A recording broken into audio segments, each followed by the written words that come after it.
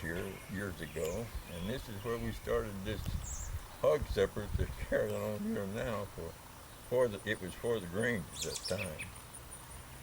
And I'll never forget, Fred Godstein always mixed pancake batter, and it liked to work old Fred to death.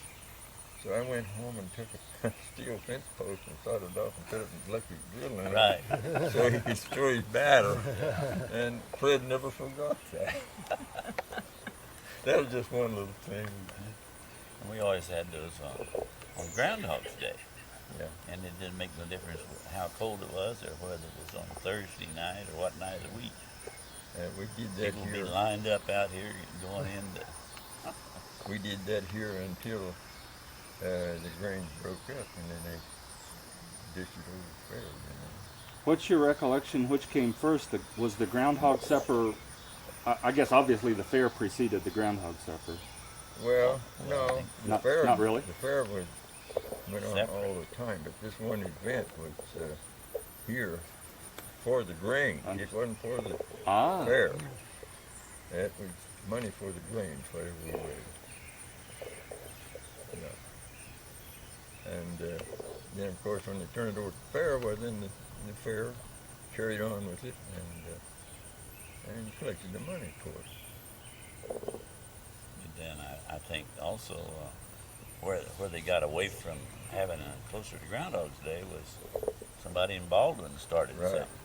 Yeah. And having theirs on Groundhog's Day. Yeah. So the Fair Association then made theirs later. So and I know the people that I talked to in town. I'll see you down at the Groundhog Supper, you know. And Lawrence turns out big numbers to come. But Phyllis is allergic to the pancakes, and she can't eat certain kind of foods, so we've kind of missed a lot of groundhogs over the last several years. So Grange activities. They ceased after the Grange quit, you know. Right. And the fair took it over. The fair board took it over, and kept it going. As we've begun to set up and talk about the history of the Grange and the fair, I get a lot of feedback from people saying, you know, I really was only a Granger to get the insurance. Is that you guys' take? That was one of the reasons that we belonged. They had good insurance. And that company sold out to another company, and we had them for up until not very many years ago. But there was a lot more to the Grange, including Yeah. all of the ritual. Right. What's your take on that? One of the good things that always happened was they had a Halloween party. And of course, I think back to when Phyllis and I and Arliss and Lila were, but Arlie said, "Oh, I'm not going to do that. I can't do nothing about that." So we all decided what we'd do. Lila, she dressed up as a man. I dressed up like a woman. She put her hair in pigtails with ribbons on. She was our little kid. And them people couldn't figure out who in the world that was. But we had a lot of fun out of that. I can remember one night, a bunch of us guys belonging to the Grange here went way out west to another Grange. Gonna put on us something, I don't know what. Doris and I was along. We got out there and we got lost. And Oaks Temple was along, of course, and we stopped in front of a house there in Old Oaks Temple. He says, "I'll go in and find out where we're at." Well, he went in there. It must have been a crack house, because when Oaks come back, there's a guy had a 12-gauge shotgun in the tail of his coat like this. And Oaks was taking steps from here to there. I'll never forget that. He got in the wrong place. Oh, that was years ago. My goodness. My understanding is that Oaks was the last master of this Grange. True statement, Either him or her. or her?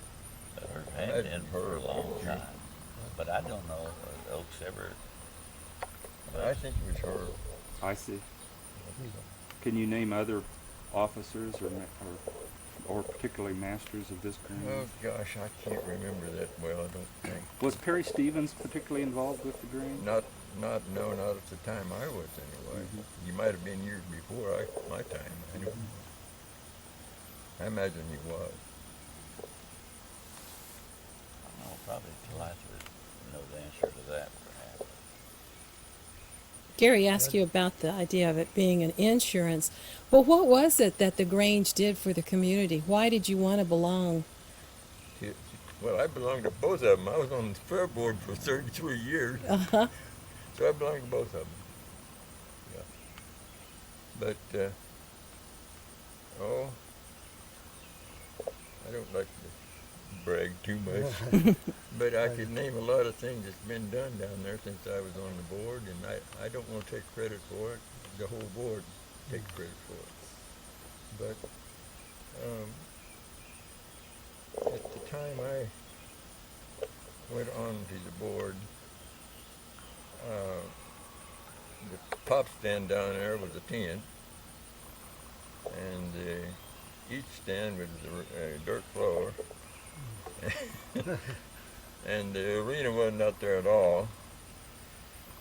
And I can remember who was on the board about that time. It was Marlon Nichols, and Alvin Smith, and Herb, and Fred Godstein, myself. And I would like to say this too. All the time I was on that board, we never had one argument. Not one. We all went with the best idea. Paul, you mentioned the other evening that you and Jack and one other gentleman, as I recall it, developed the idea for the tractor pull. We started that tractor pull.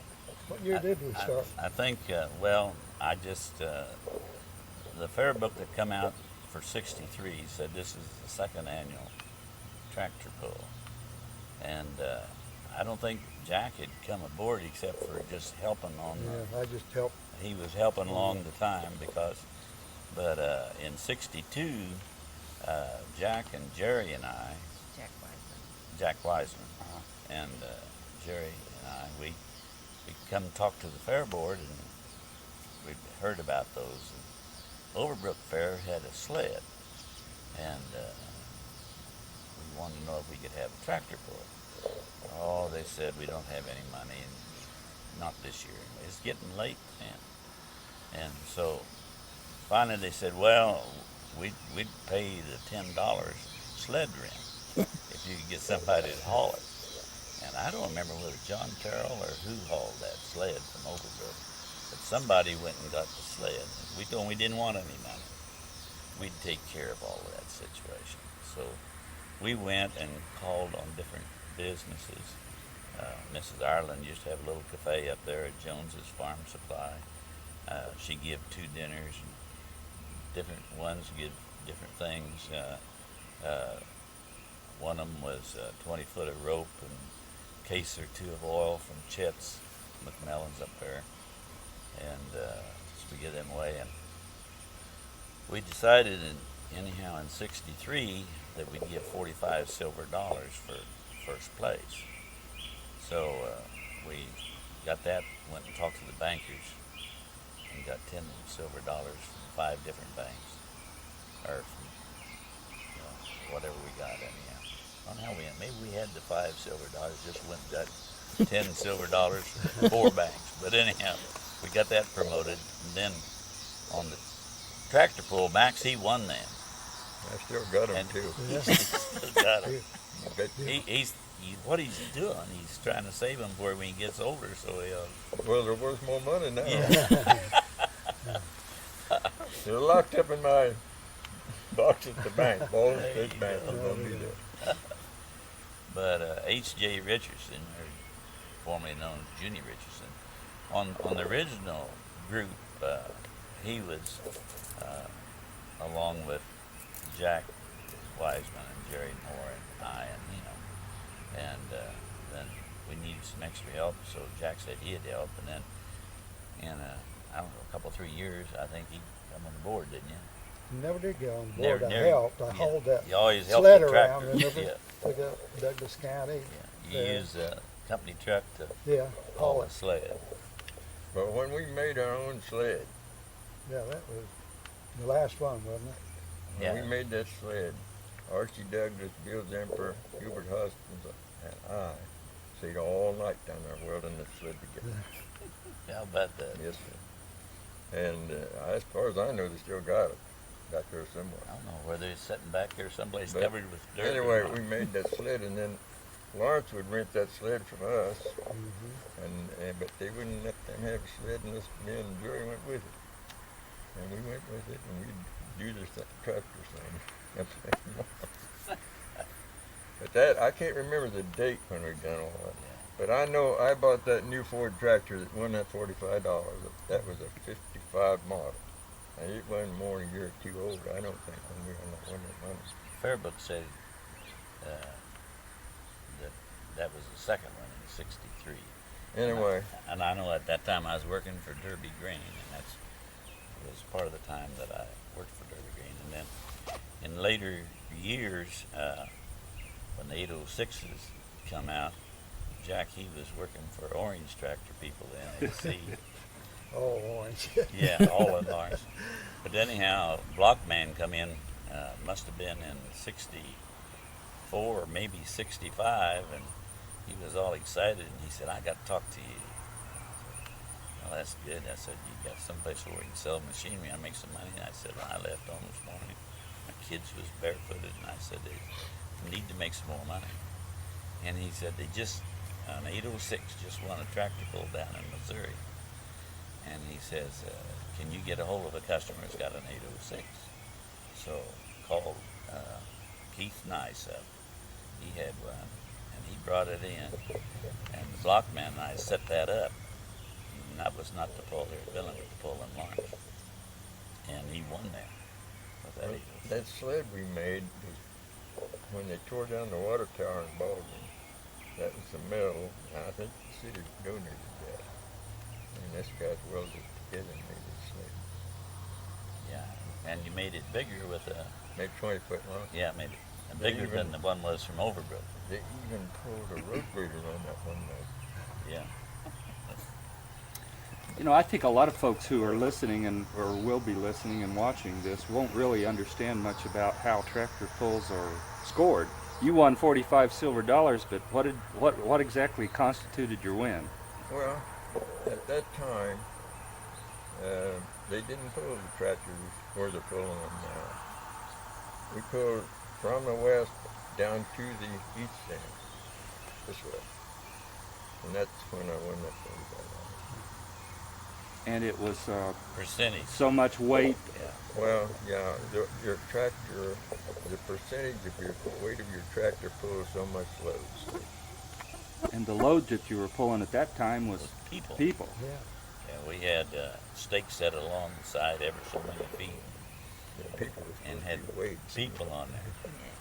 And you pay those kids $1 a piece. Yeah, and we give them $1 a piece to ride the sled, adult or child, either one. And of course, we had a lot of younger kids want to do it. And finally, a few years after that, it got where it was hard to get, or else the age of the kids in the community came or whatever. And so we'd let 2 kids ride. And of course, as soon as the tractor pulls over, they'd run that $1 down to the pop stand and get them some goodies there, you know. But I know Junie Richardson, I know he was judged that for years, remember? Right. And but then later years, Junie moved to Saxton, Missouri, didn't he? And so he was down there. Of course, he's deceased now. And all the time he was judging it, you were announcing it. Is that? Oh, I happen to be the announcer. And You haven't missed too many years of doing it. huh? You haven't missed too many years of announcing. I missed one year. We had some cattle we'd sold, and they was showing at Coffeyville. So I took that fair time off and went down to Coffeyville to watch the cattle show. Then we had one of the grandkids had something going on. The wedding. Yeah, no, it wasn't a wedding. Been the grandkids here long before that, back away. Oh, well. kids had something or a concert or something. But anyhow, went to that, and then what? When did Jason get Jason got married in August. 2 years ago, and then 2 years ago, our oldest grandson got married. We went down to Texas to. Well, before all of this, we used to have a horse show down there. Everybody had horses in those days, you know, and the kids had all. We showed only yearling colt, and we'd have just hospitality in the community. And that finally developed into a horse show down there for several years in the arena there. We built that arena. I got the lights from that, and good lights we got. I won't brag on them, but I got all those from KU and gave them to the fair down there. And that's what we got for lights, not much, but that's what they gave us. You know. So the arena originally was built for the horse show, not for the Right. tractor pull. Right. Yeah. Can you give us some dates on the horse show? Oh, no, I can't. Yeah. Can't go back like that anymore. Yeah. But it was in the 50s, I would say, late 50s. And we had a regular town horse show going there. I mean, it was like everybody else had. Now, when we had those bigger horse shows, it was sanctioned shows. That would have been in the 60s. Yeah, I think it was. Because I was running milk route in Kansas City, and it was raining, and I was down on Prospect in the colored section in Kansas City, and they had so many wrecks going on, I couldn't get up and down the street. I was just sitting waiting for them to clear the street so I could get down for an hour, and then I'd get down and they'd have another one, and I'd have to sit and wait. So it was late getting back, and most of the people was leaving the horse show at that time. I might tell you how that stage come about down there. I can't remember the day or the year, but anyway, we always waited till 3 days before the fair to do anything. And they decided they wanted to build a new stage. So they tore the old stage down. It was just a flat board floor. They tore it out of there, and I went to Lawrence and rented a post hole digger. Nobody had one in those days. Moved my tractor from Lawrence to get that post hole digger, and we came back, and we drilled piers under that stage, a lot of them, and we put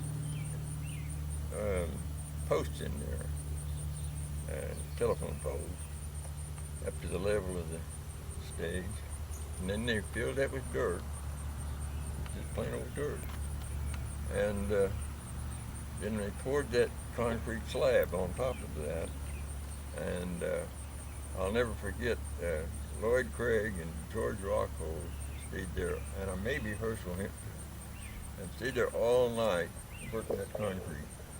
3 days later, we was on it having a fair. I remember that, but it didn't have the back on the stage or anything at that time. It was just a flat piece of concrete. So that would have been at a time when the fairs were being held in September? Probably. Probably were. I think what I remember the most as a kid, when the fairs was in September, it would be hot for 3 days. And on the last night, it'd get cold. It was a big event on Saturday night because we'd have people like, Max, you know? yeah, We'd have was the old gal had the Minnie Pearl. Minnie She Pearl come and some of down. them. We People, used to have people some. got new clothes to come out that night, and Yeah. it was crowded. But We used to put on a program there every. Well, I guess it's on it once, wasn't it? I can't Yeah, remember. one night. Anyway, Local. old Mud Hagerman and a bunch of us guys, local people, it was all local people. Mary Kessner over here was one of them. And we just put on a good time thing there. Yeah. That old Mutt was a clown, believe me. Natural clown. Yeah. I think they had one day, they had ball games out north there. They had a ball place to play Well, ball. back about the time before Max got married Yeah, and Doris, yeah. and some of the other people most of them are gone now. That was always the big thing. They have ball games Oh, out yeah. north of the show arena, and boy, that was a red hot thing, you know. And of course, again, that would have been in the last of September, and so the weather wasn't like it is a lot of times 1st of August like it is now. But What kind of teams? Who are we talking about Just for local teams? ones. just local, Mhm. just, local team. just local Your- ball. Your dad probably played. I know my dad did. Mhm. I remember playing there, the kids one time. They just had teams all over, played each other, you know. Mhm. Mhm. It was Remember- all local. And one time, Cliff House, wasn't it, was down there, Yeah, that catcher. yeah, Well, he was good, wasn't he? yeah. And they used to have a lot of cattle down there, and they had dairy cattle. Of course, that was a big thing. Perry Stevens had Jerseys down there. Boldy's had Guernsey cattle. I kind of think, I don't know for sure, but I kind of think I'm the only one left that knows where all that underground stuff is down there. I bet you are. Yeah. When that water line came in there and where it went, and electricity the same way. And I remember little old John Fisher. I think they read him. John Fisher. Fisher. We let him use that cattle barn to store his pipe and stuff in. If he would put in the water down there at the cattle barn. Right. But on back of that, way back, when you was a kid, we used to have horse races down where the cattle barn is. You remember that? No? Oh, heck. All the boys in the country would bring their saddle horses in and they'd back them up to nose into that cattle barn and race them down toward the schoolhouse. Oh, yeah. Before the cattle barn was there, probably. No, it You was wasn't there? at that time.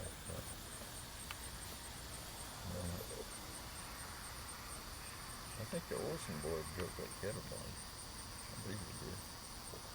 Or helped at least. Oh, anyway, that's about far back as I go. That's too far. I know the 4-H built the horse rack. Yeah. Phyllis spent a lot of time with, she was 4-H leader, and she was in charge of 4-H exhibits and I don't know what all, right? I know there's a big, about a 2,000 or 3,000 gallon tank buried up there, or septic tank up north there. We don't know who did for. But it's in the ground out north Yeah. there. Herb Hoskinson donated the money for that. Whoever Wright laid up the block. That's where that got there. Yeah. That was, that's quite a facility. The bathroom was when they was built out there. There's toilets. A far cry from the ones like they used to have Yeah. 100 years ago down on the farm. Yeah. Yeah.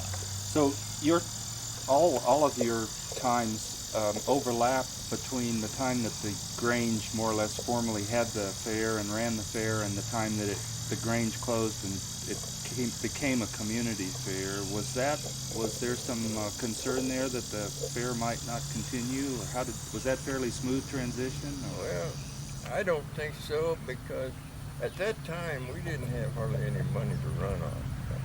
The food stand and the pop stand, what little money they made, you know. And if I remember right, I think the county gave them, I believe it was $2,000 a year to pay premiums with. And I remember when Mom and I run that food stand for 2 or 3 years there. I can well remember we sold hamburgers for 30 cents a piece. Right. And we made money. Yeah. And each department We run was, that thing for 3 years. each department was given so much money, and it didn't make any difference how many exhibits you had to prorate it out. That's all you had. Yeah, that was it. It wasn't a set price. But now they get a lot more money. Well, it was in the 4-H, but I think in the open it was set price. Phyllis, Give us a list of the departments, and can you remember some of the superintendents that had long tenures in those departments? My dad was in crops and gardens there for a long time. Marlon Nichols had Yeah. crops. And generally the 4-H leaders took care of The 4-H that. portion. Yeah. Dorothy Leary. Dorothy Leary was Back in in Canning. Canning. I know That was years and Wilma years ago. Rockwell and Alita Day was back there. Yeah, that's in later years. Yeah, that which was. is way back now. Yeah, that's quite a while now. But, Well, I remember when I was a kid, I'd hurry home from school the night before the fair opened up and get a team of horses and hook them up and go out to the field and get heads of calf corn, ears of corn and stuff to take down to the fair for display. And before I went to service, the pavilion was full of poultry. Remember, about 3 or 4 cages high, and then they came up with Newcastle disease, and so the poultry was all canceled from the fairs, and so things were completely changed. But Roberta Hammond's dad, Art Hammond, he always had a big apple display, and Ann Hempel's dad, George Kelly, he had a small display over there on the side. And but the farm products back in those years, back in the early 40s, farm products, it was full because, again, this fair was the last weekend in September, the last Thursday, Friday, and Saturday. But that's one of the things that changed things so much was when you go into the first or second week of August, you don't have the crops and all. And then our lifestyle, everybody's busier now than they were then, I think. Don't you, Max? Oh, yeah. You know, everybody's got something. all the home economics was in the old high school gym. That would be full of quilts. Quilts all along the gym wall, you know, and they kept their flowers and all those things like that up there. And that would be full. It would be full. And so you'd walk from the pavilion up to the high school, the old high school, and the gym there. And that was also one of the nicer things about going up there. They had the bathroom. Yeah. Well, I can remember that every year we'd have to go to the principal after the next football game to see if we could use the high Yeah, school to, gym. right, ask for I well remember Hubert and I went up there one time. We saw